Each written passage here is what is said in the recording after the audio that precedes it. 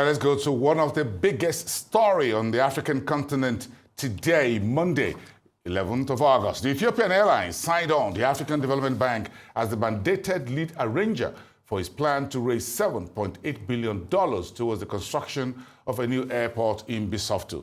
That's about 40 kilometers south of Addis Ababa. Now, the new international airport was part of the mega infrastructure projects being done under Prime Minister Abiy's regime in Africa's second most populous economy. Joining me to discuss mega projects in Africa and the pathways or lessons for Nigeria, that's Professor Ken Ife, a development economist and public policy analyst, live to us from our Abuja studios. It's great to have you again on the show tonight, Professor. Oh, thank you. Thank you for having me. Thank you so much. This can be described as big as it can get. Give me your first word. Plans by Ethiopian Airlines to build $7.8 billion new international airport. It's a great step going forward.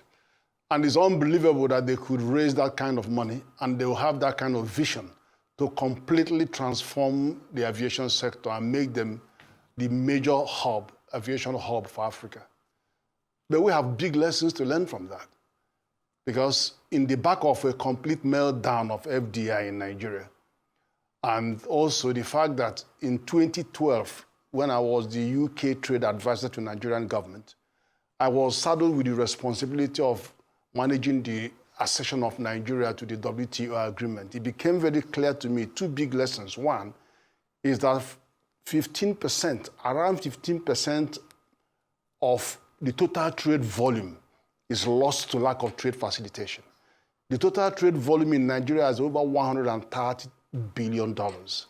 So 15% of that is $20 billion. That is what we lose from trade facilitation. And where is the hub of this trade facilitation is Lagos. Now, this is a loss to the private sector, and that is the kind of money that will create a mega industrial city somewhere between Lagos and Ibadan, and then equidistant from all the six southwest capitals. So you are talking about massive project that will put an end to what we are experiencing in Nigeria. You know, lack of FDI, a lot of suppression of trade, and a lot of,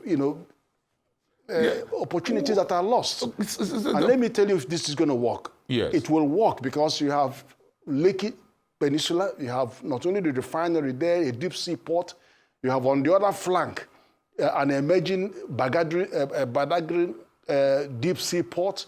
Then to come and have a hub, industrial hub, sit at that point means you need speed rail, two-way speed rail between the two, linking that, so that all the massive evacuation of, you know what happens when you have a deep sea port, Panamax will come there and it will be carrying 16,000 containers.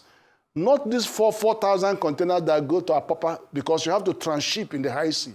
And then imagine when you have 32,000 containers, half both ways, where are you going to get them out? So you need a hub, a major industrial hub sitting up there, and then ready to cope with the prediction that Lagos population will become 65 million by 2050. Where are they going? Are they going to live in the high sea? You need to plan to move back towards the hinterland. And that's where you need to release the energy, and private sector can drive this. So instead of spending 500 million expanding Murtala Muhammad Airport, that can be a counterpart fund for the beginning of a 10 billion investment to create this mega industrial city with the airport. And that airport will be very heavy on cargo. Yeah, so that this $6 billion we're expecting to earn in non-oil this year will transform to about 20 billion a year. So if you look at the trade loss of 20 billion every year, lack of trade facilitation, and I'm glad the single window is coming in now, that over 5 years is 100 billion.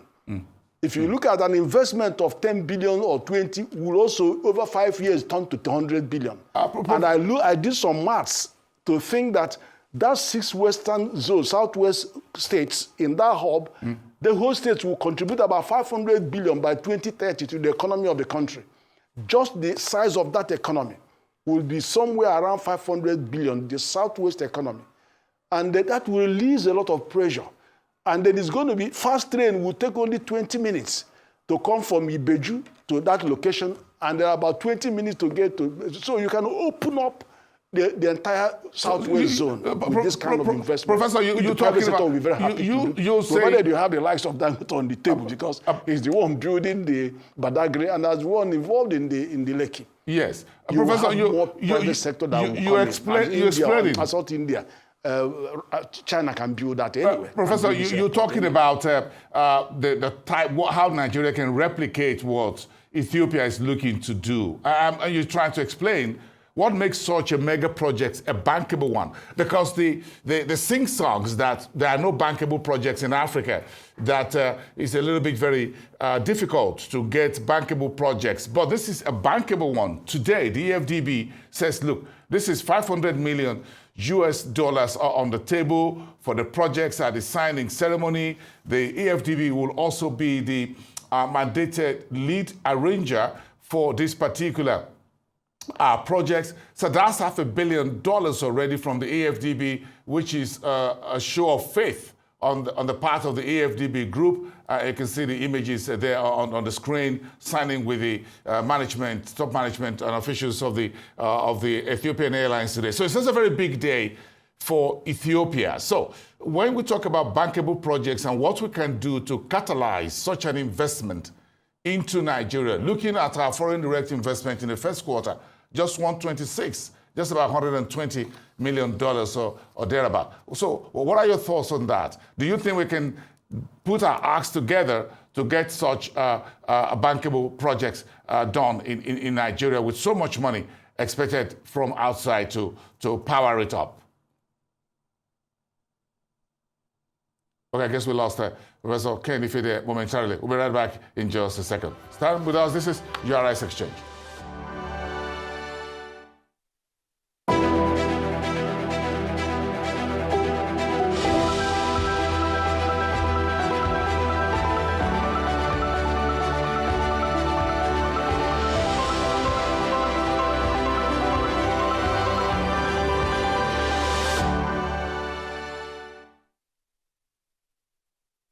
Welcome to the Intra-African Trade Fair 2025, the gateway to abundant opportunity, the platform for more, access to a continent with more makers and creators, more technology and manufacturing capabilities, more innovators and collaborators, more information and knowledge, a continent of opportunities for business in more markets and resources that accelerate progress and create space for more infrastructure, connectivity and networking, more creativity, production, and more deals for the people. Afrexim Bank, in collaboration with the African Union Commission and the AFCFTA Secretariat, brings you the 4th Intra-African Trade Fair, hosted by the People's Democratic Republic of Algeria. Over 2,000 exhibitors, 35,000 plus attendees, 140 plus countries, $44 billion in trade and investment opportunities. Register now and enter the gateway to new opportunities.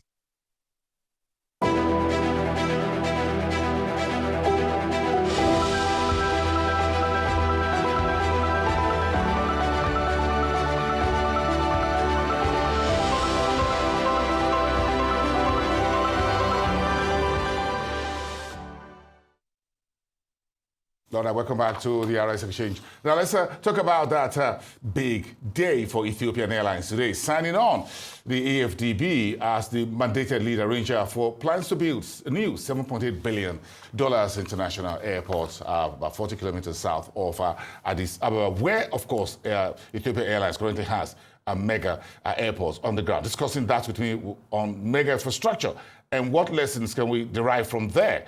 Professor Ken Ife from our Abuja studios, development economist. Thank you, Professor. We apologize for that brief loss of communication. No, so I was asking about when you talk about bankable projects in Africa, the point is that we don't have bankable projects, but Ethiopia is proving that, yes, there are bankable projects could be done in Africa. With EFDB today opening his pulse and say, look, this is $500 million of my own money on the table. I support this as a show of faith.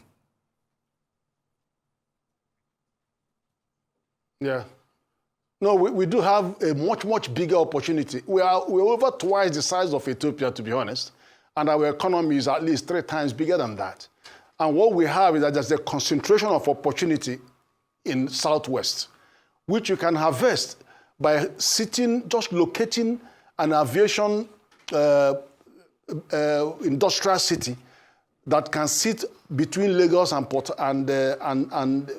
Ibadan, linking Ogun State, Lagos State, Oyo State, and the immediate 6 states of Southwest, all equidistant from this location.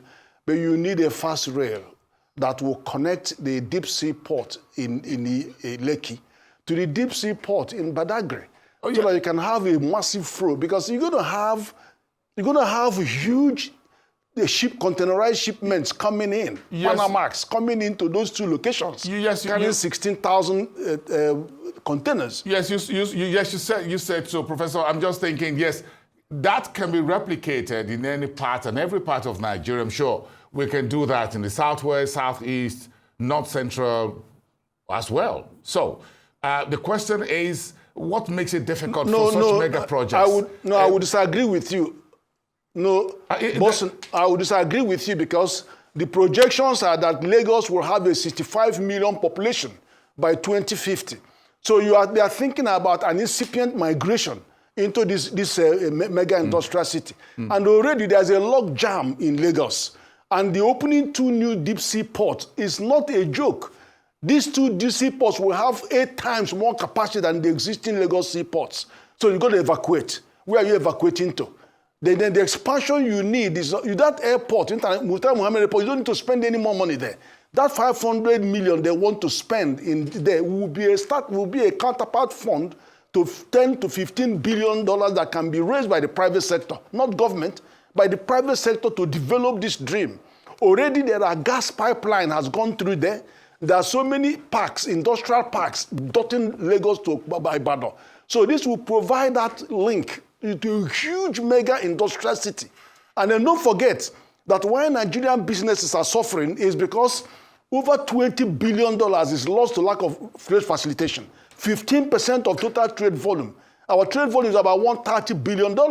About 20 billion is lost to private sector, which they will gain if you have this investment. And over 5 years, that becomes $200 billion. So the opportunity, there's nowhere in Nigeria that you will have the kind of opportunity that this is going to represent. Our export today, by the end of the year, will be about $6 billion.